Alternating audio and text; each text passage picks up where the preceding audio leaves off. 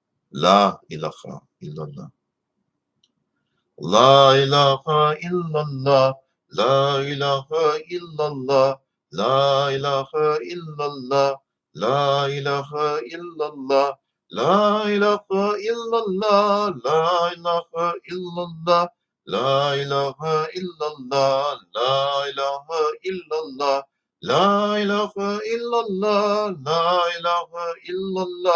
La ilaha illallah. La ilaha illallah.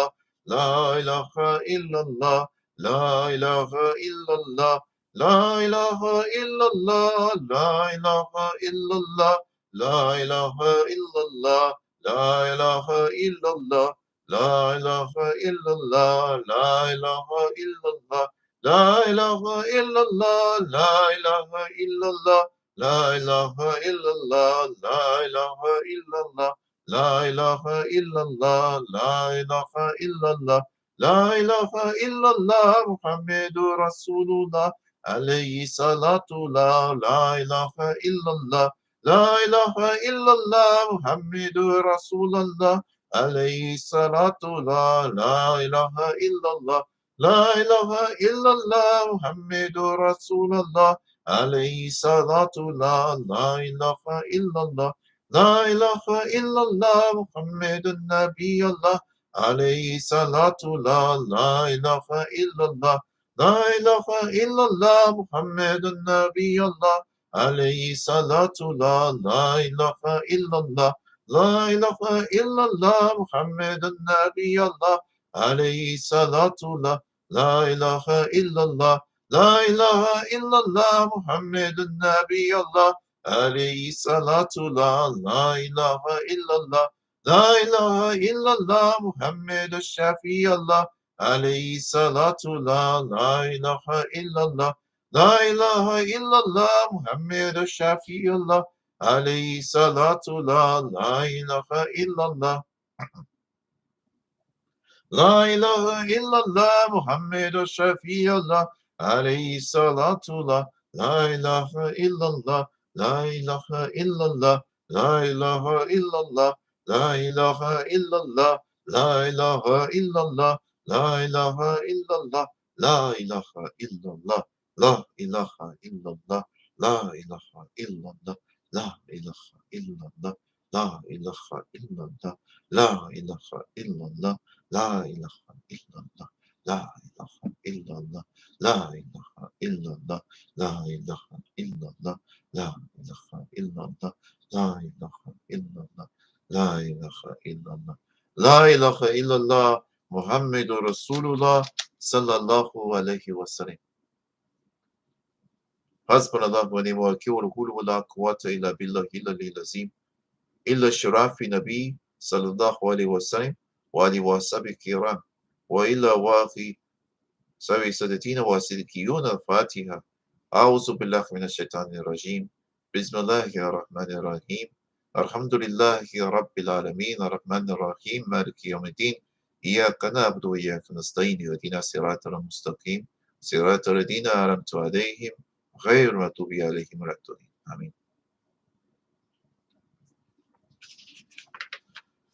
Allahu Allah Hak, Allahu Allah Hak, Allahu Allah Hak, Allahu Allah Hak, Allahu Allah Hak, Allahu Allah Hak, Allahu Allah Hak, Allahu Allah Hak, Allahu Allah Hak, Allahu Allah Hak, Allahu Allah Hak, Allahu Allah Hak, Allahu Allah Hay. Allahu Allah Hay, Allahu Allah Hay, Allahu Allah Hay, Allahu Allah Hay, Allahu Allah Hay, Allahu Allah Hay, Allahu Allah Hay, Allahu Allah Hay, Allahu Allah Hay, Allahu Allah Hay, Allahu Allah Hay, Allah Hay Ya Qayyum, Allah Hay Ya Qayyum. Allah Hay Ya Qayyum, Allah Hay Ya Qayyum, Allah Hay Ya Qayyum, Allah Hay Ya Qayyum, Allah Hay Ya Qayyum, Allah Hay Ya Qayyum, Allah Hay Ya Qayyum, Allah Hay Ya Qayyum,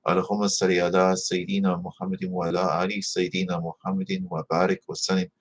Ya Allah, we pray you shower your blessings upon the soul of the Holy Prophet Muhammad Sallallahu and the previous prophets, and their noble ancestors, and their noble descendants.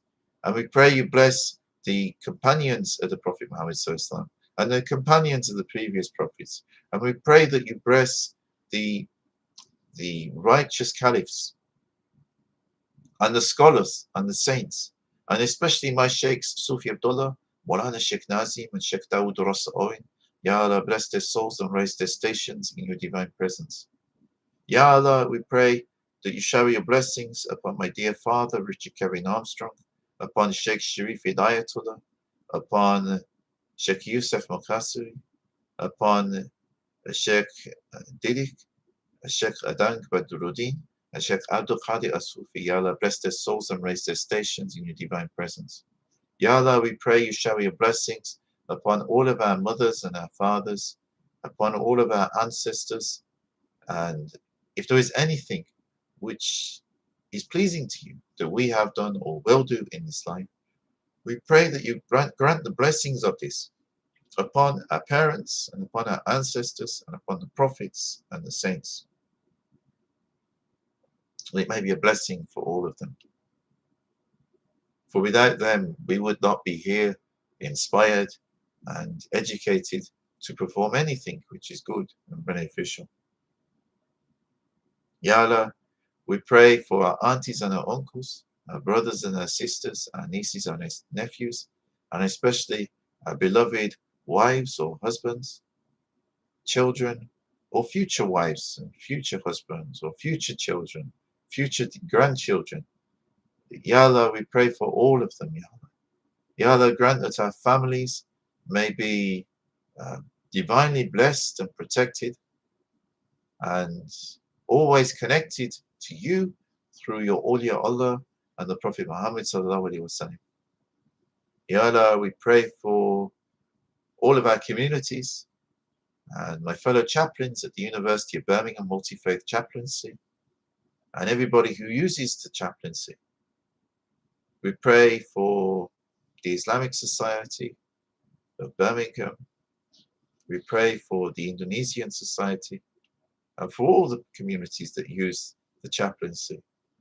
And we pray for all of the communities whose members have tuned into these broadcasts since I've been doing them 3 years ago.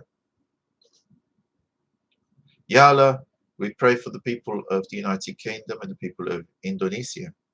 Ya Allah, bless our countries, grant our countries to be under your divine protection and blessing. Bless also Cyprus, the home of my Sheikh Maulana Sheikh Nazim. Ya Allah, bless his community there and his family. Ya Allah, we pray for everyone in our human family. Ya Allah, grant us the wisdom and the knowledge to be able to live in harmony with our environment, to be a blessing for our environment, and not people who cause corruption upon the earth, who cause corruption within our environment, who destroy our environment, and especially not people who knowingly defraud others while destroying our environment. Ya Allah, grant forgiveness and guidance to those who are doing such things.